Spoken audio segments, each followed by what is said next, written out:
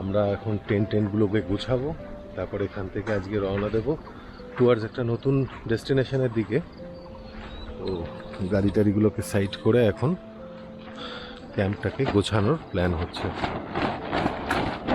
গৌতমদা সৈকত tent গুছাচ্ছে। কালকে রাতের একটু ভাত বেঁচেছিল, আমরা গরম করে আলু ভাজা ঘি দিয়ে খেয়ে নিচ্ছি ব্রেকফাস্ট, কারণ এরপর কোথায় কি পাবো জানি না।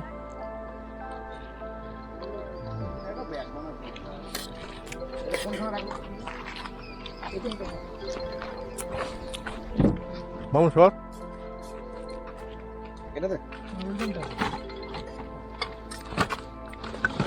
যে ওটার সাথে বেঁধে দে, নাহলে খুললেই পড়ে যাবে।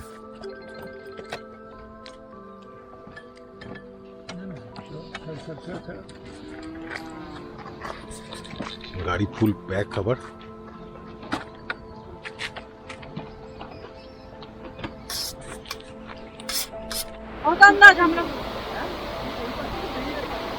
এটা দেখুন, এটা হচ্ছে যেটা ওদের হাইড্রো প্রজেক্টটা আছে না, সেই প্রজেক্টটা এখান থেকে জলটা এরকম ভাবে পুরো করছে। খুব সুন্দর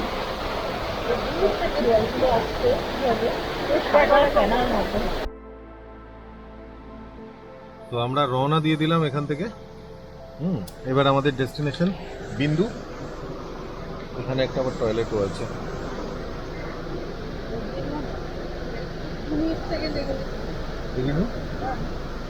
টয়লেট কোন টয়লেট? এটা একটু চিকেনের দোকানটা।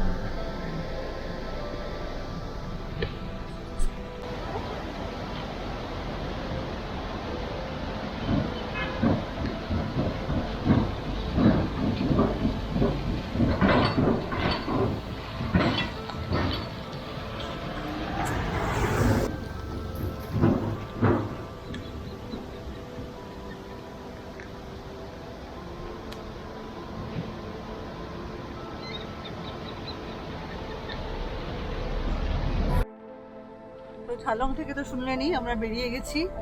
বেরিয়ে এখন আমরা বিন্দুর দিকে যাচ্ছি। রাস্তা নতুন বলতে পাহাড়ি রাস্তা যেরকম হয়, বৃষ্টিটা কন্টিনিউ চলছে। তার মধ্যে ভীষণই একটা ওয়েদারটা এত সুদিং যে বেশ ঠান্ডা ঠান্ডা লাগছে বলে গায়ে হালকা করে কিছু একটা দিতেও হয়েছে। তো চলুন আমরা বিন্দুতে পৌঁছে আবার দেখাবো কি আছে। রাস্তার এখানে ধস নেমেছিল কালকে এত বৃষ্টিতে। এই বুলডোজারটা দিয়ে ওরা সব সরিয়ে দিচ্ছে পাথর টাথরগুলো। কি অবস্থা দেখুন রাস্তার।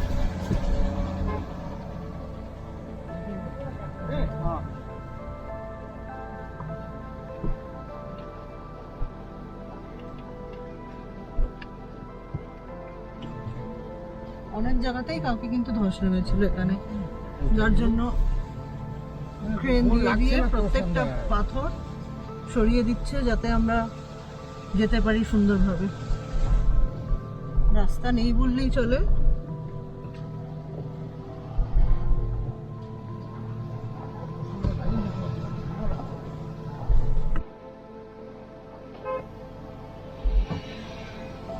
ও ভাই কি রাস্তা, মানে একদম রাস্তা নেই, পুরো কাদা পিচ, যাতা অবস্থা যাতা। রাস্তাটাই ধস নেমেছিল এই জায়গায়, দেখুন পুরো নেমে আছে ওদিক দিয়ে। উসমানদা চলে এসছে।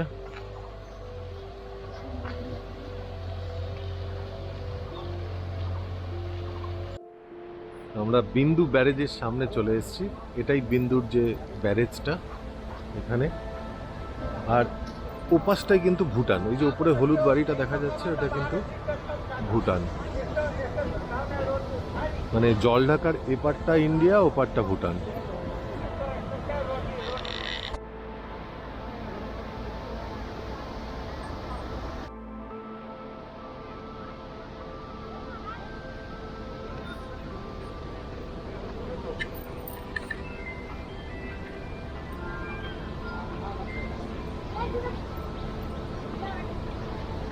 বিন্দুতে হাইডাল প্রজেক্টের পাশেই একটা ইন্দো ভুটানের একটা গেট, একটা স্মৃতি সৌধ টাইপের বানানো আছে। এই জায়গাটা সুন্দর দেখতে। ওয়েলকাম টু বিন্দু, a little Bhutan in India, in the Bhutan border.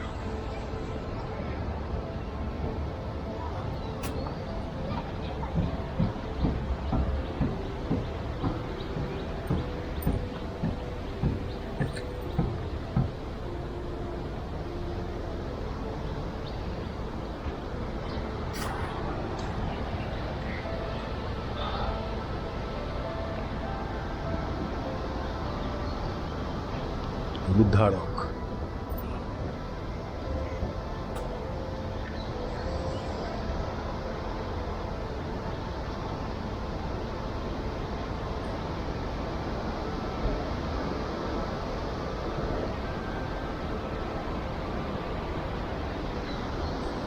এই পাথরটা দেখুন, একবার মতন হয়তো এইটাই বিশাল বড় একটা অতিকায় পাথর।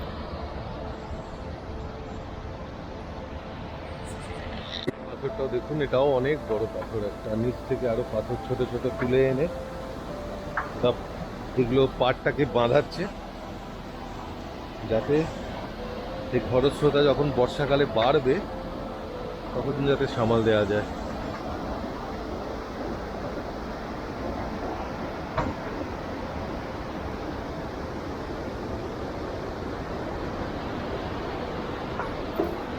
এবারে ক্যাম্পিং এর দ্বিতীয় দিনে আমরা এসছি বিন্দুতে, এক্সপ্লোর করলাম বিন্দুটা, জলঢাকা প্রজেক্টটাকে দেখলাম, বিন্দুর এই পার্কটা দেখলাম, ভালোই লাগলো, নতুন একটা এক্সপিরিয়েন্স। আপনাদের কেমন লাগছে কমেন্ট করে জানাবেন। আমরা কিন্তু এই প্রথমবারই বিন্দু এলাম।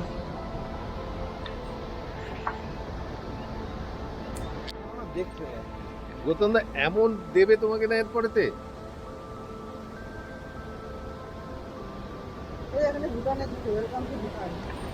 Welcome to Bhutan.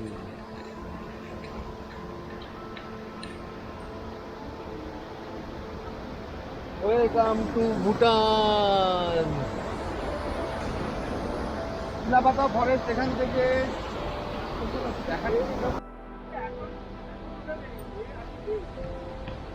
এটা একটা মার্কেট, এই মার্কেটটায় এখানে লোকজন এলে ভুটানি জিনিসপত্র পাওয়া যায়। আজকে অবশ্য ফাঁকা বেশ।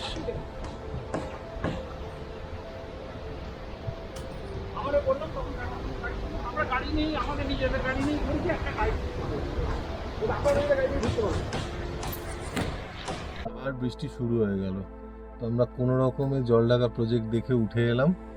এবার গন্তব্য নতুন একটা জায়গায়, দেখি এখন বলছি না কোথায় যাব, কারণ নিজেরাই জানি না ঠিক করে কোথায় যাব। বৃষ্টি পড়ছে, গৌতমদারা এসে গেছে, চলুন রওনা দেওয়া যাক। এই সুন্দর জায়গাটা দেখে দাঁড়িয়ে পড়লাম। নিচে দেখুন জলঢাকা যাচ্ছে, কি কঠিন এই জায়গাটা, কত পাথরে ব্রেক করে তারপর নদী এগিয়ে চলেছে। এদিক থেকে আরও একটা নদী এসে মিশছে, ওটার নাম জানি না, যদি আপনারা জানেন বলবেন। আমরা বিন্দু থেকে ঝালংয়ের দিকে পৌঁছচ্ছি এই রাস্তাটায়। এটা একটা দারুণ ভিউ পয়েন্ট, গাড়িটাকেও লাগিয়েছে এটা দারুণ জায়গায়। একদম ওপর থেকে একটা ছোট্ট ঝর্ণার মতন নামছে, আর এখানে আমাদের গাড়ি দাঁড় করিয়ে দিয়েছি। ফাটাফাটি জায়গাটা, জলটা দেখুন কি পরিষ্কার জল যাচ্ছে, হুড় করে নামছে, এটাও গিয়ে মিশছে ওই নদীতে। দারুণ দারুণ জায়গাটা, আর এই বৃষ্টিতে কিন্তু সলিড লাগছে, সলিড লাগছে। এই আমাদের দ্বিতীয় গাড়ি ওসমানদা এসে গেল। আমরা এখন যাচ্ছি সুনতালে খোলার দিকে, আর পাশেই মাঠটা দারুণ ক্যাম্পিং স্পট। বেঙ্গল ওভারল্যান্ডের 180টা গাড়ি নিয়ে এসে এখানে ক্যাম্পিং করবো। তো এই রাস্তাটা সবে তৈরি হয়েছে, অফ রোডিং টাইপেরই, বাট চলে গেছে ওর উপর দিয়ে, রোলার চালিয়ে দিয়েছে। আর আমরা হ্যাঁ হ্যাঁ করতে করতে চলেছি, পেছনে রয়েছে দুই মক্কেল, কনস্ট্যান্ট চলছে।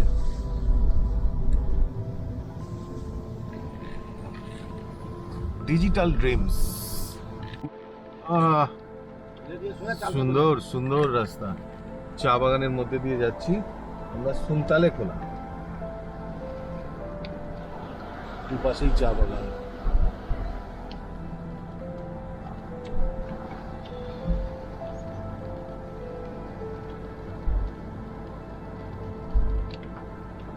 এই দেখুন সব কচি কচি চায়ের পাতা এসে গেছে।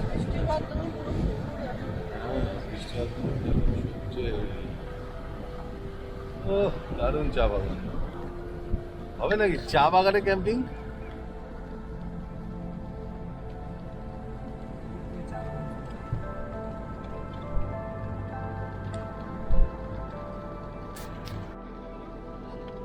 একটা জঙ্গলের মধ্যে দিয়ে যাচ্ছি এখন আমরা সুনতালে খোলার দিকে। জঙ্গলটা ভারী সুন্দর, রাস্তাটার অবস্থা যদিও খুব একটা ভালো না। এত জঙ্গলের মধ্যে রাস্তার অবস্থা ভালো থাকে না, কারণ বৃষ্টিতে হ্যাঁ জল পড়ে পিচ খারাপ হয়ে যায়, সবসময় গাছ থেকে জল পড়ছে। কিন্তু যে রাস্তাটা দিয়ে আমরা ঢুকলাম এটা হচ্ছে এখন তো খুব সুন্দর ছিল, চা বাগানের মধ্যে দিয়ে।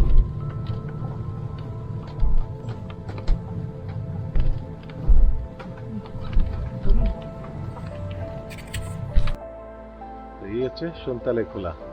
আগেও এসছি বহুবার, এবার বেঙ্গল ওভারল্যান্ডারের বন্ধুদের নিয়ে ফোর্থ টাইম হবে।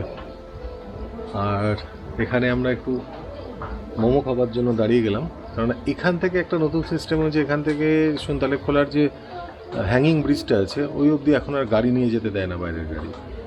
যদি বুকিং থাকে তাহলে আপনি গাড়ি নিয়ে যেতে পারবেন, না হলে নিয়ে যেতে পারবেন না। আর না হলে এদের এখান থেকে গাড়ি 300 টাকা এবং 1300 টাকা এই দু রকমের ট্যারিফ রয়েছে, গাড়ি নিয়ে যেতে হবে আপনাকে। যাই হোক আমরা এখানে একটু দাঁড়িয়ে গেলাম, মোমোটা খাই, মোমোটা খেয়ে তারপরেতে হেঁটেই যাওয়ার প্ল্যান করছি। আর নিচে দেখুন এদের বাড়িগুলো কি সুন্দর, চতুর্দিকে গাছ, বৃষ্টি হচ্ছে, একটা অসাধারণ সুন্দর আর কি। আর এদের এখানে এলাচ খুব হয়, এই গাছগুলো দেখুন, এগুলো সব এলাচের গাছ, এলাচ চাষ করে। এগুলো ইস্কুস বা স্কোয়াশের গাছ, লতানে টাইপের। পুরো এদের প্ল্যান্টেশন নিচে নিচে যত যত জায়গা এদের সবই প্ল্যান্টেশন করে এরা, প্রচুর ওরা সুন্দর কাজ করে। আমাদের মোমো এসে গেল, এই যে আমাদের মোমো, চিকেন মোমো গরম গরম খেয়ে আমরা চললাম সুনতালে খোলার হ্যাঙ্গিং ব্রিজ দেখতে। আর কি উঁচু উঁচু গাছগুলো দেখুন, একটা গাছের গায়ে আরো গাছ পরজীবীর মতন আশ্রয় নিয়ে রয়েছে। টুপটাপ করে বৃষ্টিও পড়ছে, একটা মায়াবী পরিবেশ হয়ে আছে, ভারী সুন্দর এই জঙ্গল। তার সামনে এরা দুজন গল্প করতে করতে এগিয়ে চলেছে। কোথাও ছোট্ট স্ট্রিম, জলের পরিষ্কার স্বচ্ছ জল, কোথাও পাতা পড়ে আছে, এত একদম জঙ্গলের অ্যাটমসফিয়ার।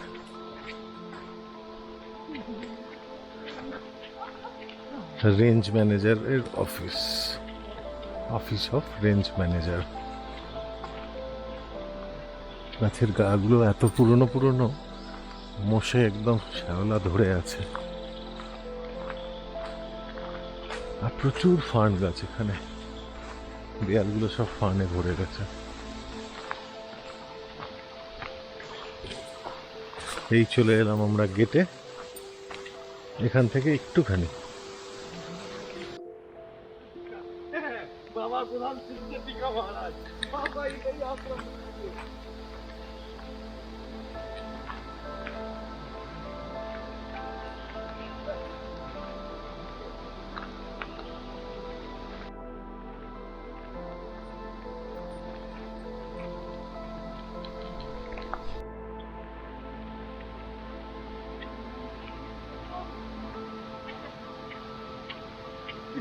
হ্যাঁ, ঘুরে চলে এলাম সেই ব্রিজের কাছে। You don't litter at home. Why do it at ours? Lal panda, Neora valley national park আমরা রয়েছি, নেওড়াভ্যালি ন্যাশনাল পার্কের ভেতর।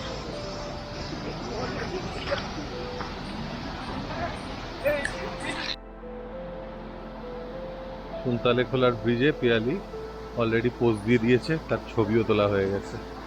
এবার আবার সেলফি চাই।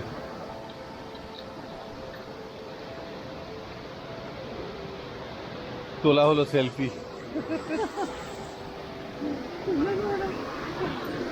বাংলায় যাকে বলে আবার নিজস্বী।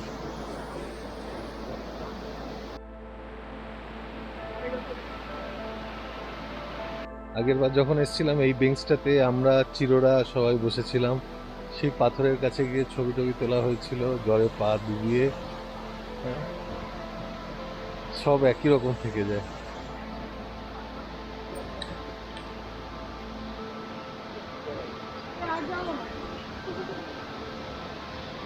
ভালোই লাগে, ঘোরা জায়গাও ঘুরে যেতে ভালো লাগে। এই জায়গাটা তো আগেও এসেছি 3-4 বার, কিন্তু এবারটা একটু অন্য বন্ধুদের সাথে অন্যরকম ভাবে। চলো ফিরে যাওয়ার পালা এবার। আমাদের প্ল্যান চেঞ্জ হয়ে গেল। আমরা সুনতালে খোলা গেছিলাম, সেখান থেকে আমরা এখন ওখানে থাকতে ইচ্ছে করলো না, বৃষ্টি হচ্ছিল, তো ব্যাক করে আমরা এখন চলেছি লোলেগাঁও। একটু পাহাড়ের দিকে আসলাম, মানে একটু ঠান্ডা পাবো না, এটা একটু ভীষণ একটা খারাপ লাগছিল। একটু ঠান্ডাটা একদিন খেয়েই যাই, কলকাতায় গিয়ে তো সেই প্যাচ প্যাচে গরম। আর এখন আমরা যাচ্ছি বাগড়াকোট হয়ে, যে লু ব্রিজটা হয়েছে সেটা দিয়ে। রাস্তাটা কিন্তু সত্যি ভীষণ স্মুথ অ্যান্ড খুব সুন্দর রাস্তা করেছে, একদম হাইওয়ে। ও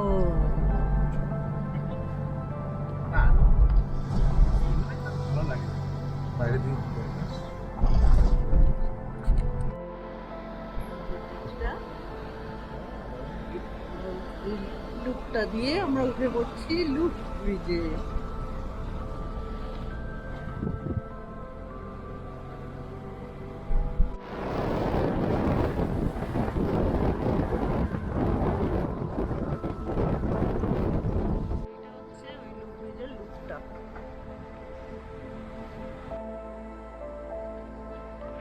অসাধারণ এই ভ্যালিটা। আমরা একদম লুপ ব্রিজের লুপটার কাছে চলে এসেছি। এটাই লুপ ব্রিজটা। এখান থেকে 58 কিলোমিটার লাভা। এটা গ্যাংটকও যাচ্ছে এই রাস্তাটা, কিন্তু নিচে এই নদীর অববাহিকাটা দেখুন কি সুন্দর, একটা গ্রাসল্যান্ডও তৈরি হয়েছে। দারুণ দারুণ লাগছে।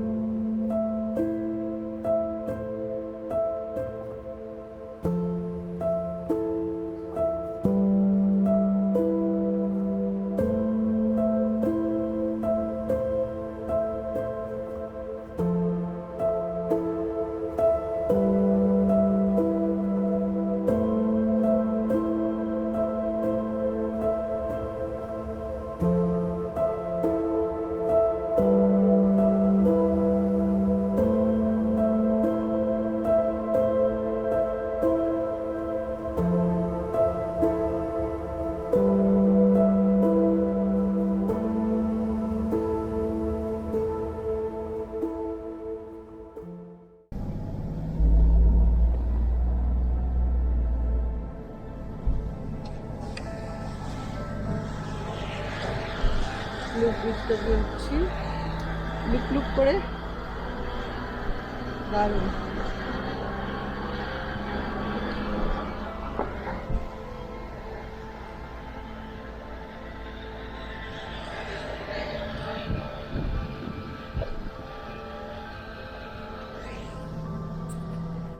পাহাড়ে আসবো না তাই আবার হয় নাকি?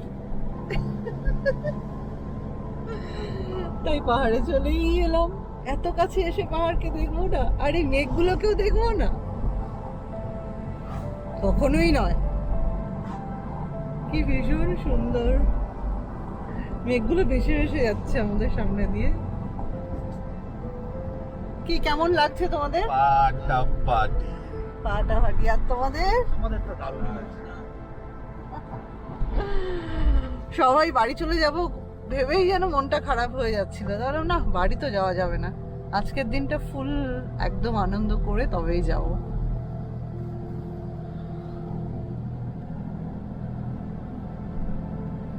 বেশ খারাই পাহাড়টা, তবে রাস্তাটা ভালো করে দেওয়ার জন্য যেন আরো বেশি আমরা এনজয় করতে পারছি নেচারটাকে। সঙ্গে থাকুন, দেখতে থাকুন কোথায় আমরা পৌঁছই, লোলেগাঁওয়ে কোথায় উঠছি সবটুকুই দেখাবো, সাথে থাকুন।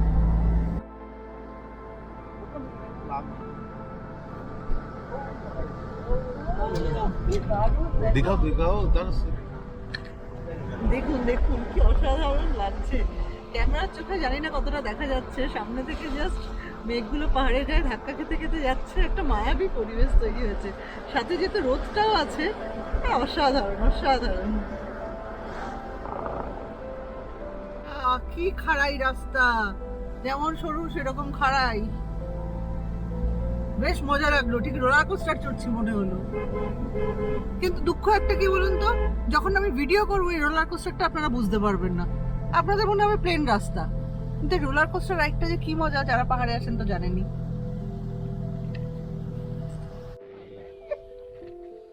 এখানে তো মেঘ নিচে, আমরা উপরে, দুর্দান্ত জায়গাটা।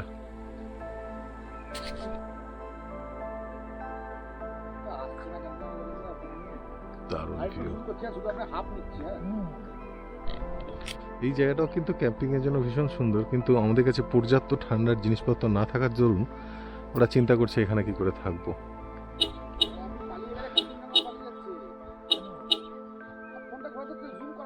দারুণ জায়গা। জায়গাটাকে নোট করে রাখলাম, ঠিক আছে?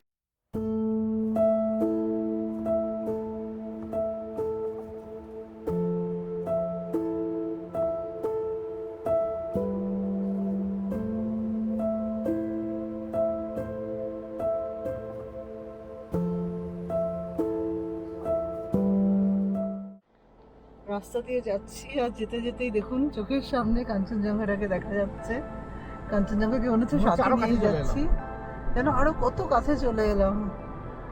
বললাম না 4-5 বার এসছি এর মধ্যে, কিন্তু কাঞ্চনজঙ্ঘার সাথে দেখা হয়নি, আজকে হুট করে প্ল্যান ছাড়া চলে এলাম। এবং এখান থেকে না পুরো রেঞ্জটা দেখা যাচ্ছে, এই দিক থেকে বাঁ দিক থেকে দেখা যাচ্ছে, মানে পাহাড়ের একটা বিশাল বড় রেঞ্জ দেখা যাচ্ছে, জাস্ট মানে অকল্পনীয় ছিল ব্যাপারটা। একটু সূর্যটা পড়ে গেছে বলে একটু মেঘ ঢুকে গেছে, কিন্তু জাস্ট খালি চোখে যা লাগছে না, আমি কি বলবো।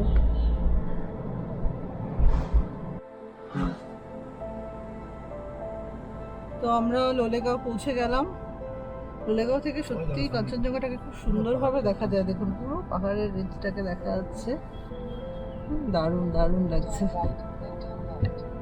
আমরা ওইখানটায় দাঁড়াবো। হ্যাঁ কোনখানটা? ওই ওই ওই ওই পার্কিংটায় ঢুকে দাও, ট্রাক দাঁড়িয়ে আছে বাঁ দিকে, ওখানটায়? হ্যাঁ পার্কিংটা গাড়িটা রাখো ওখানটা, আমরা ওইখান থেকে ভিউটা দেখবো। ওই তো ওইখানে ওই ইয়েটা ওয়াগনারটার পাশে লেগে যাও, হ্যাঁ ওই তো পেছন দিকটা পুরো কাঞ্চনজঙ্ঘা দেখা যাচ্ছে, এইখান থেকে ভিউটা দেখবো, ওই যে পুরো কাঞ্চনজঙ্ঘা। আগুন রঙা কালার দেখুন, এদিকে পিকটা দেখা যাচ্ছে। লোলেগাঁও যেখানটা এলাম একটু নিচু জায়গাটা, আমার তো তাই লাগছে, একটু নিচু লাগছে। এটাই লোলেগাঁও, পার্কিং স্পট একটা আছে, এখানে দাঁড়ালাম এসে। ফাইনালি আজকের হোটেলটা আমরা নিয়ে নিলাম, হোটেল সানরাইজ রেস্টুরেন্ট ক্যাফে। আর লোলেগাঁওতে এসে গেছি, ঠান্ডা আছে, পেছন দিকটাতে কাঞ্চনজঙ্ঘা রয়েছে, কাল সকালে দেখাবো আপনাদের। হ্যাঁ, তো আজকে রাতে ইচ্ছে আছে নিজেরাই রান্না করবো, কেননা বাইরে খাওয়ার খেতে তো ইচ্ছে করে না জানেন, তো নিজেরা রান্না করে কিছু একটা বানিয়ে নেবো, সিম্পল ফুড কিছু একটা বানিয়ে নেবো, খেয়ে ঘুম।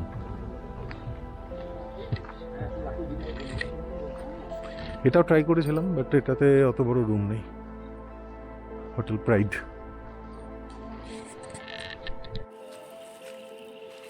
तो ये होटल सनराइज और उसके सामने हम लोग का कैंपिंग चल रहा है। यस, जहाँ भी जाओ कैंपिंग में भी जियो। শিখেছি ওটা পেছনে মেঘ এসে গেছে আর এর মাঝখানে পেয়ালি বসে পেঁয়াজি ভাজতে শুরু করে দিয়েছে। পেয়ালি ইজ ফেমাস ফর ইজ পেঁয়াজি। আর এখানেও সায়ন মিস করলো, অর্ণব প্রণব মিস করলো, আবার অর্ণব। ঠিক আছে অবস্থাটা আমার। এ ভাই পেঁয়াজি নামছে দেখো। এই লোভ দিও না, কিন্তু লোভ দেবে না। কৌশিকদা বলছে লোভ দেবে না। আর পেছনে এত মেঘ ঢুকেছে যে ওই হোটেলের নামটা পর্যন্ত রিড করা যাচ্ছে না, দেখো মেঘ ঢুকে গেছে দেখো। একদম রিড করা যাচ্ছে না, মেঘ ঢুকে গেছে। ও তো চিকেন রান্নার প্রস্তুতি চলছে। ঢুকে গেছে একটু আগে, এখানটা জাস্ট চাঁদটা দেখা যাচ্ছিল, আর দেখা যাচ্ছে না। সব ঠান্ডায় কিন্তু জবু থবু।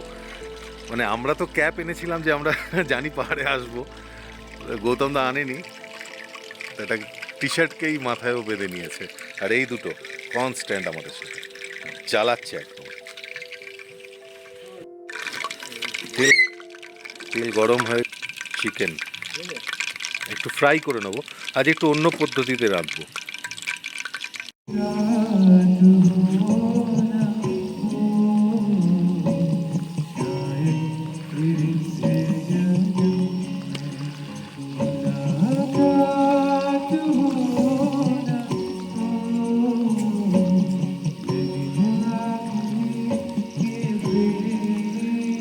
हंसी रात हो ना हो, शायद फिर इस जन्म में मुलाकात हो ना हो, लग जा गले से।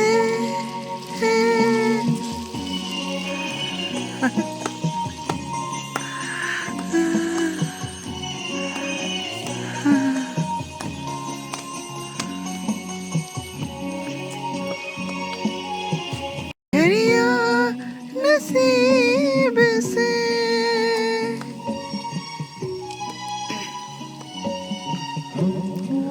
मिली है आज ये घड़ियां, नसीब से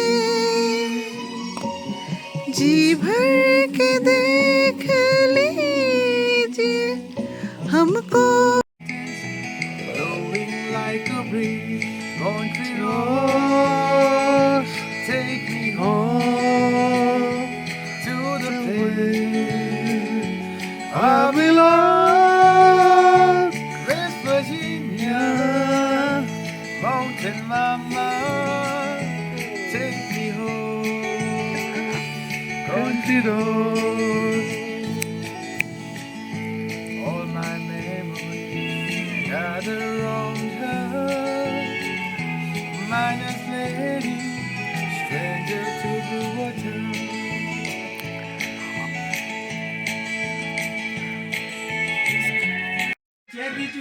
ফাইনালি একটা জোঁক কামড়ালো আমাকেও। प्यार के अफसाने सुने थे लोगों से, हाय बिन आपके लगता नहीं दिल कहीं, बिन आपके बिन आपके बिन आपके जिए कैसे, बिन आपके। তো চিকেন বানালাম আর আমাদের আজকের হোমস্টের ওপরে খাওয়া রুটি অ্যান্ড চিকেন গরম আছে এখনো না, ধুমাই তো নয় বাট গৌতম দা গায়েটা কিছু দিলে না কেন?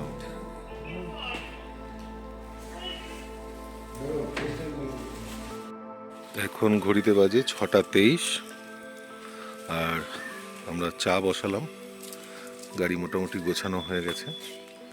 চা খেয়ে আমরা এখান থেকে রওনা দেব আজকে বাড়ির উদ্দেশ্যে। এই রাত্রে হোটেলে এইটাই ছিলাম, হোটেল সানরাইজ। এখানে কালকে আমরা সন্ধ্যেটা কাটিয়েছি, কিচেন টিচেন ইউজ করেছি। এবার চাটা খেয়ে সোজা আজকে বাড়ির দিকে রওনা দিতে হবে।